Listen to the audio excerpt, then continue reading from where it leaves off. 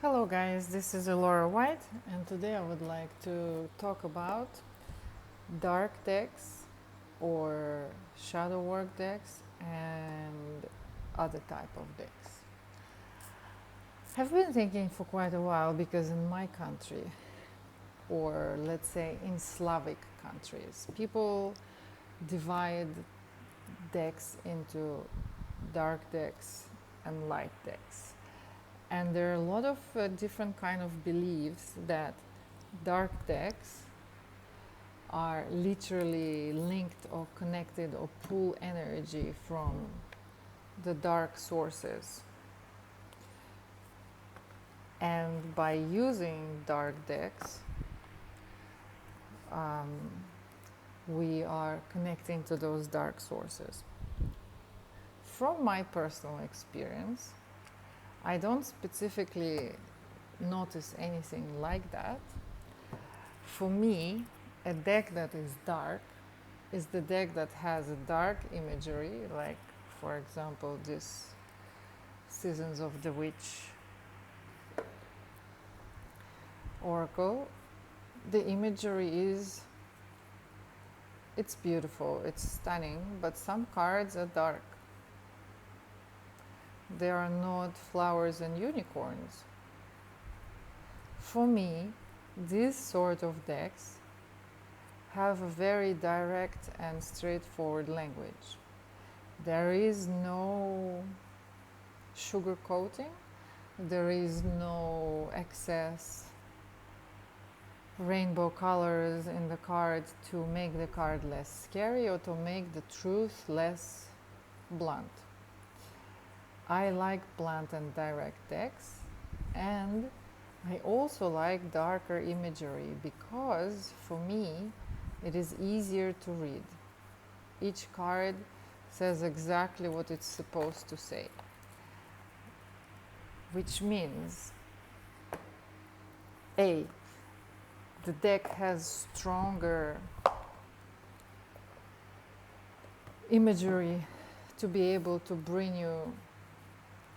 pick you up and bring you into the place where you need to go.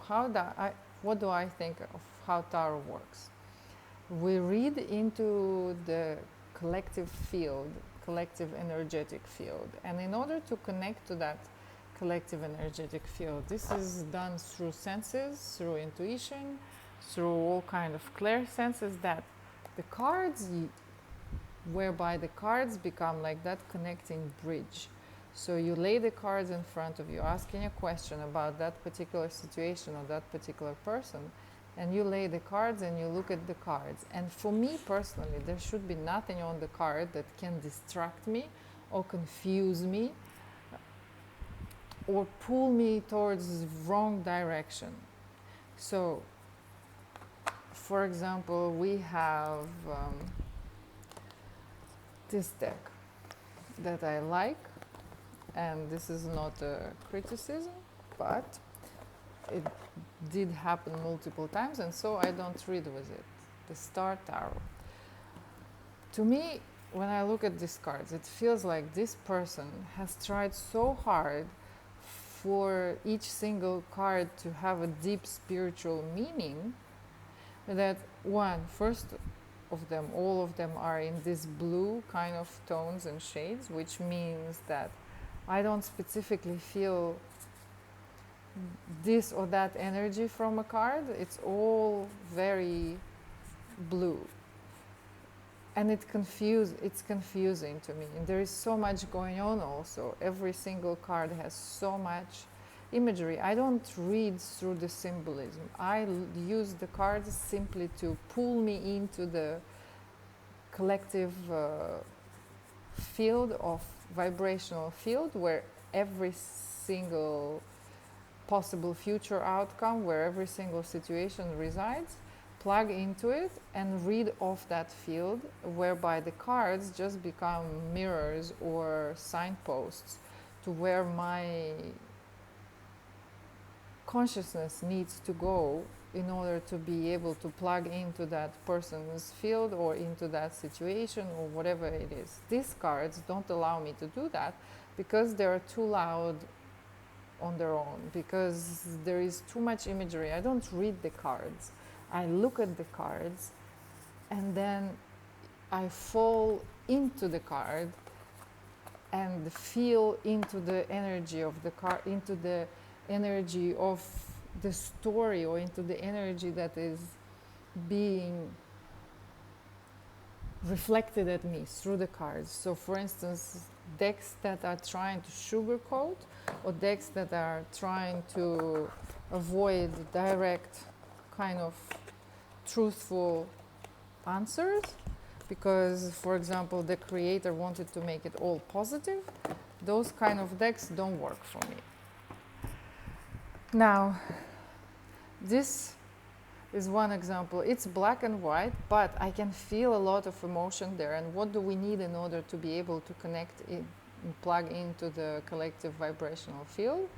We need to begin to feel. So the deck needs to not distract me, not be screaming into my face with all its colors. It needs to be direct. It needs to be the creator needs to put in there a lot of thought, a lot of emotion. It's like any painting, right? We can see a painting on the wall of the museum and we feel nothing, and certain paintings just pull us in and draw us in. They become portals. So a deck of tarot cards for me needs to be a portal, and in order for it to become a portal, the creator has had to put a lot of energy and a lot of themselves into the deck, and not be afraid of showing emotion. I really like this series, but unfortunately it's very hard for me to read with it for clients, for my channel, because they're very like, this is stunning card, but I don't feel, it doesn't become a portal for me. The energy is not sharp and clear enough. So it takes a lot of my energy to then try and dive into what is it saying. And what happens in that case, then I switch from feeling into thinking. And I cannot think my way into the vibrational field. I cannot plug into the vibrational field to receive the information that I need to receive in order for it to be correct, if I'm thinking my way through, if I'm thinking my way into it. I've had some readings with it where I didn't understand what it was saying exactly, because the energy of the cards for me is all the same. It's all very soft and neutral, and so I don't feel the intensity of Five of Swords, and it doesn't draw me into the vibrational. I have to think my way into it. So the moment I switch from feeling into thinking, the reading goes down the drain, because it's too slow, it's thinking, and I cannot think my way into why you're in this situation, why are you having troubles, why are you, wherever you are, or it's impossible for me. So it doesn't become a portal. The sister deck of this deck is the Star Child Tarot. I also like a lot, but it's the same thing. They are not portals. These cards are not portals for me. They are not drawing me into the vibrational. I have to use my brain to read the card, but the card is just a piece of paper. What needs to happen is for the card to open up my senses and pull me into the world of vibrations and senses, and this doesn't do it for me. Now let's have a look. For instance, these are two of my favorite decks. There are many, but I love these two to read with. Some people say that the imagery is slightly like soft porn, but for me, one, it's close to the original. 2. It has all the colors to fill into the energies. It has all the warm and cold shades, and you immediately feel conflict. Boom, you're already passed through the card and into the vibrational. You're already picking up on what is going on, what is happening, love. And maybe they are a little bit like soft porn, but lashness of the Empress. And you don't have to look at the card, you don't have to remember about the card anymore. You have went into the card, through the card, and fallen into the portal of the card and onto the other side of the vibrational field that you are reading of. It has to be a portal, the end, transformation, very clear, very fast. It needs to be instantaneous, otherwise it doesn't work. This is also very easy to, very clear, all the energies felt immediately, and there is nothing that you have to work hard to do, because the deck is doing the job that it's supposed to do, draw you in, come bring your senses into life and draw you away from your thinking mind, because we cannot think our way into clear readings. This is a sister deck, Thelema. It's a bit softer, but still the same thing. We still feel the energy in every single card.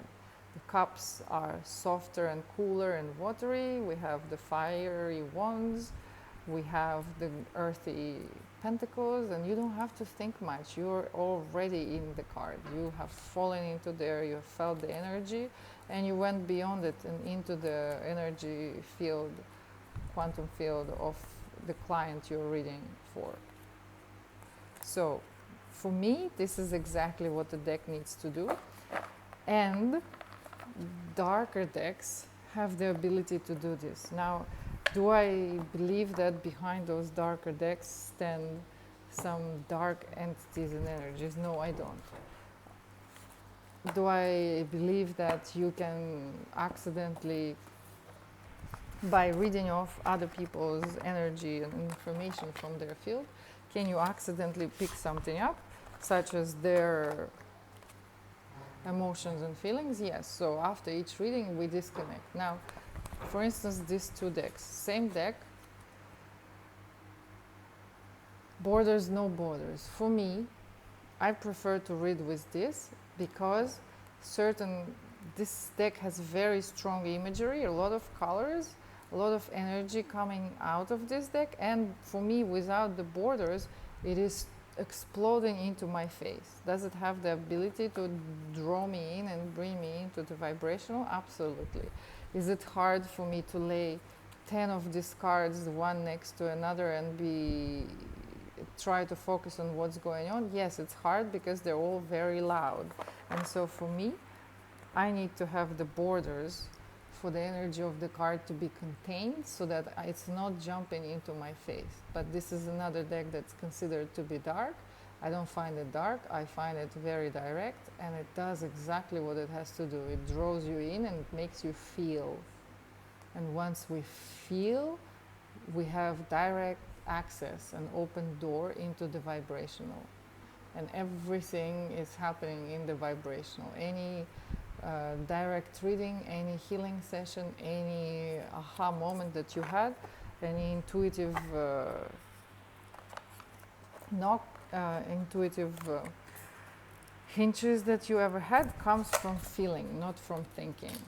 And so that is, for me, the job of any deck. It has to get you to feel. The moment you begin to feel, you have your answers. The moment you allow yourself to just fall into the portal of that card, and it's doing a job by simply drawing you in without distracting you, without sugarcoating anything, you're there. This deck I love, but I don't use it for serious readings because there is a moment where it feels like, regardless of the fact that, like the Devil card, it's still sugarcoating. It's still sort of limiting or blocking that energy of the card, and it becomes a bit harder for you to read. So we have to remember that, I have to remember for myself that the deck needs to do its job, and the moment it starts sugarcoating something, I mean, this is obvious that the lightning stroke, but it still feels like this happy, lovely day or evening in the forest. I don't feel the disaster. I don't feel the... So the moment the artist decides to sugarcoat the hard feelings, the card doesn't do the job of being a portal. This deck is somewhere in between for me. I wouldn't use it for... I would use it for some card of the day or a reading that I know is light and easy. If I need to find out something, or the person wants to find out something deep, then I won't go for that deck. The one exception of this kind of watercolor sort of lovely fairy tale style decks is this one, because it does show the energies as they're supposed to be, the Ten of Swords, and I don't pay attention to the symbolism because there is a lot of it, but it does paint what you need to feel in order for it to become your portal into the vibrational. So it doesn't sugarcoat anything. It's soft, but it's direct images that you can easily transcend and fall into it, through it, and behind it, and end up on the other side, feeling into what you need to be feeling. So then we have another black and white. Oh, this deck.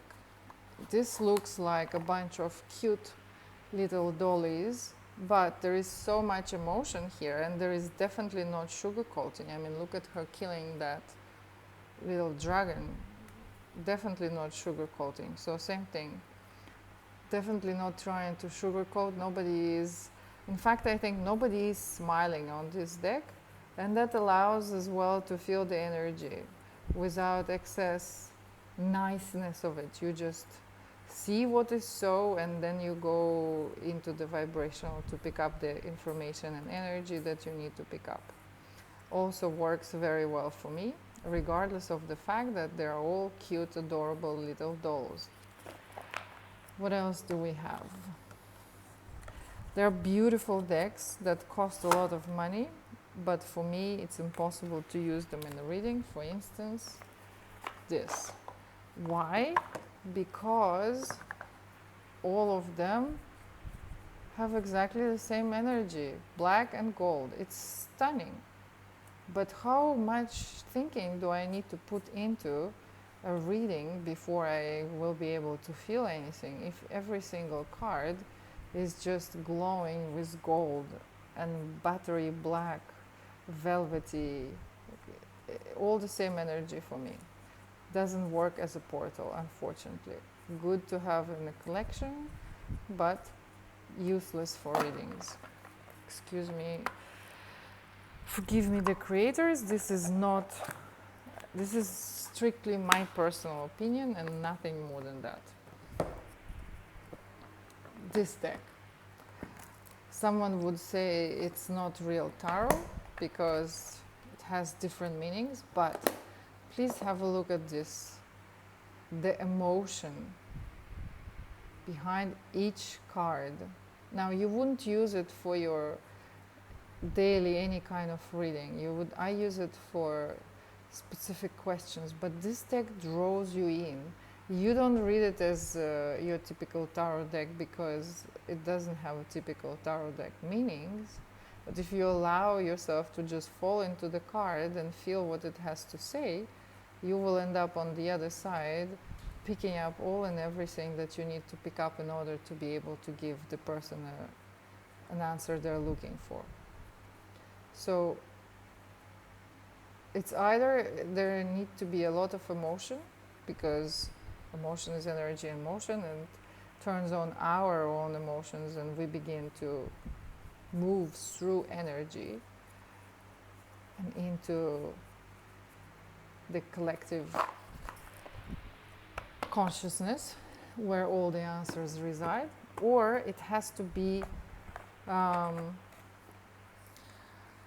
flat, neutral enough to say what it has to say without clouding your perception.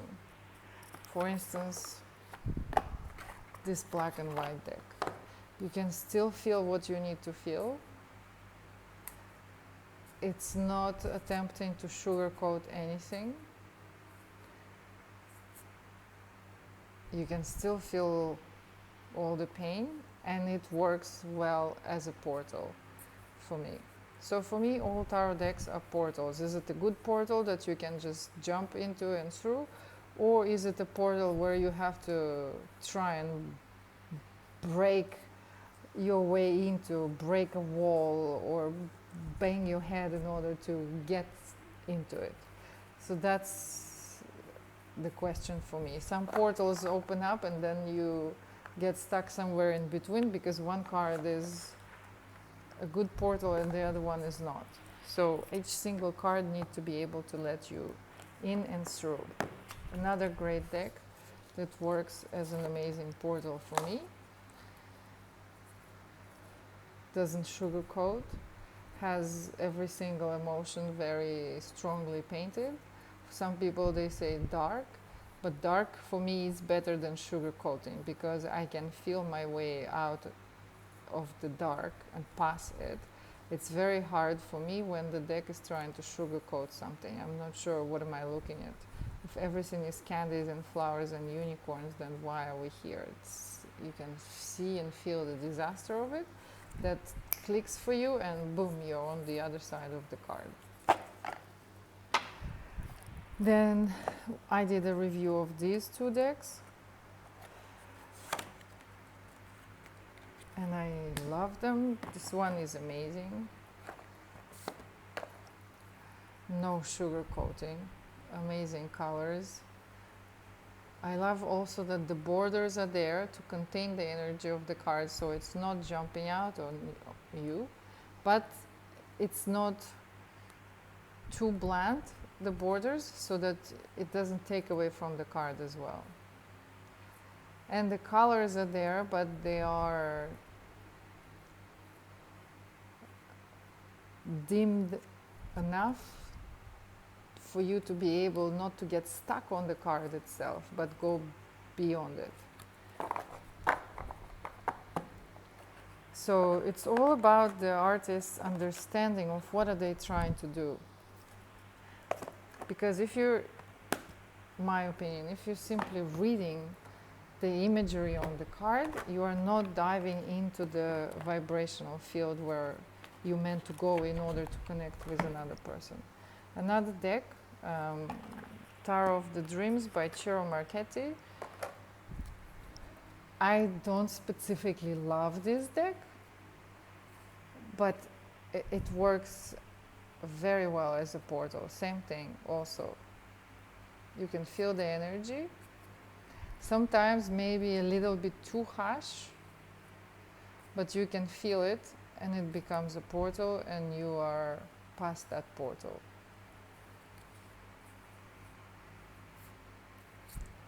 I would consider this on the dark side.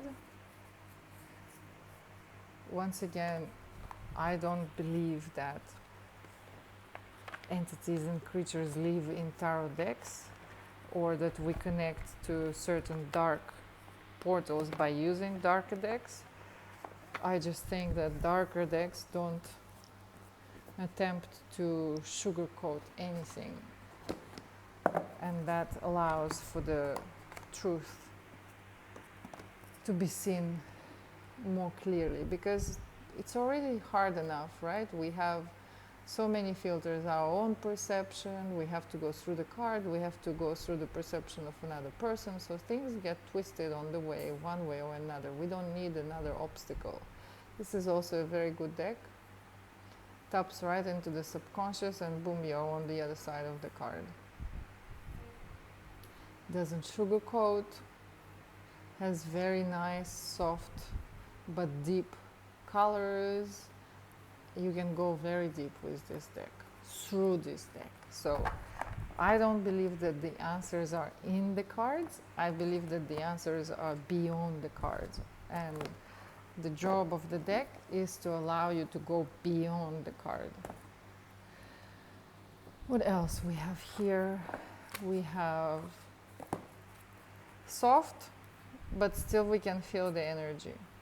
I would not take this deck for hardcore full-on reading, simply because on the camera, for instance, or for a client, the colors are a little bit all soft and purple, and it might be harder for me to dive into a long and complicated story, because they blend in together a little bit when I spread them out. If it's 3 of them, it's okay. If it's 10 of them, it becomes a bit too shiny and too purple. But still, I love this deck, and I've done some nice readings with it.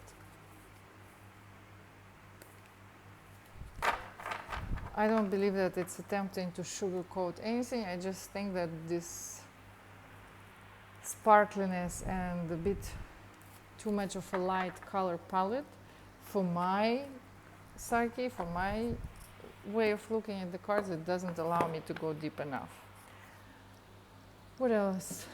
Then there is this deck.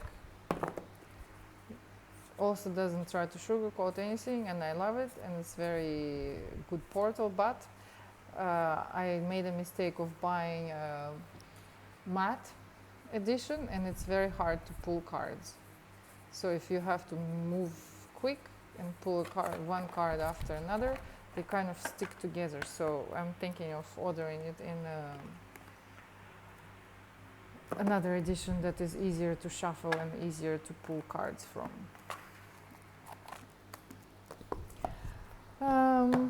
The Witch's Garden.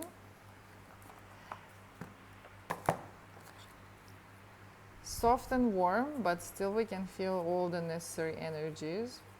The problem for me with this deck for long, intense, hardcore kind of honest, open, blunt readings is that the images are so pretty that sometimes I get stuck on the images themselves without actually going beyond them, because they are really beautiful.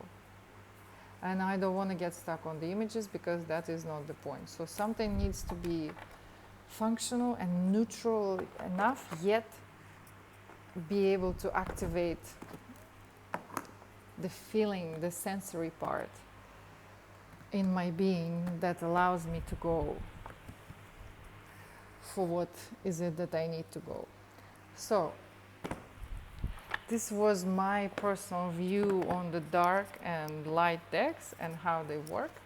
I hope you enjoyed it. It turned out to be a bit messy. Thank you for being here. This was Elora White, and I hope to see you soon.